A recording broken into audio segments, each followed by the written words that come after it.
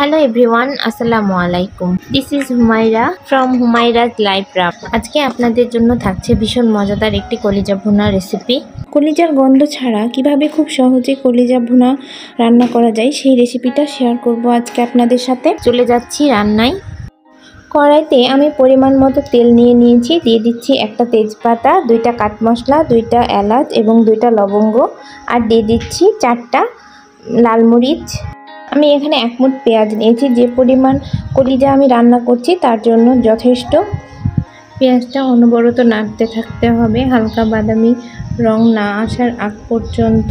আরেকটা কথা বলে দিই, কলিজা রান্নার আগে আমি কিন্তু কলিজাটাকে ভালো করে গরম পানিতে ফুটিয়ে কলিজার ময়লাটা আলাদা করে বের করে নিয়েছি এবং সেই কলিজাটাই রান্না করব।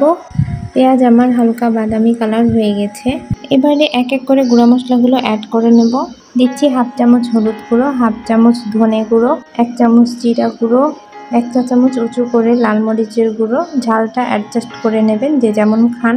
দিয়ে দিচ্ছি লবণ স্বাদ অনুযায়ী এবং আরও দিচ্ছি 1 চা চামচ আদা রসুন বাটা। আমি এটা একসাথে পরিমাণ মতো বেটে নিয়েছি। এবারে আমি এই গুঁড়া মশলাগুলোকে ভালো করে ভুনে নিব। আর এখানে কিন্তু মশলাটাকে একটু সময় নিয়ে ভালো করে ভুনে নিতে হবে। আমি এই মশলাটা 8 থেকে 10 মিনিট ভালো করে ভুনে নিয়েছি।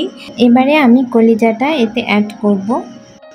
এবারে এই কলিজাটাকে আমি 2 থেকে 3 মিনিট মশলার সাথে ভালো করে কষিয়ে নিব। এবারে চুলার আঁচটাকে মিডিয়াম করে দিয়ে এটাকে আমি ঢাকা দিয়ে ঢেকে রেখে দিব প্রায় 5 থেকে 6 মিনিটের মতো। ঢাকনা তুলেই দেখতে পাচ্ছেন আমার কলিজাটা থেকে কি সুন্দর পানি ছেড়েছে। কিছুক্ষণ কলিজাটাকে কষিয়ে আমি আবার ঢাকা দিয়ে রেখে দেব সিদ্ধ হওয়ার জন্য।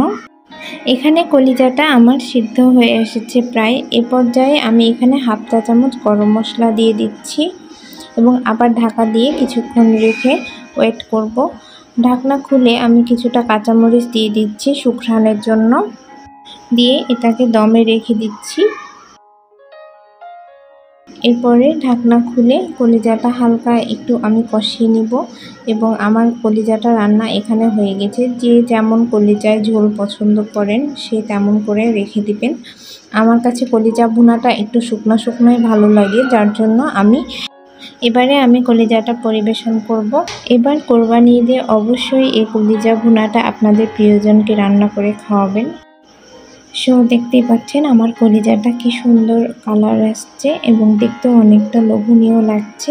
আমার আজকের রেসিপিটি যদি ভালো লেগে থাকে তাহলে আমার ইউটিউব চ্যানেলটি সাবস্ক্রাইব করে আমার পাশে থাকবেন এবং আমার ফেসবুক পেজে ফলো দিয়ে আমার সাথে থাকবেন। আর অবশ্যই জানাবেন আমার রেসিপিটি সবার কেমন লাগলো। আল্লাহ হাফেজ।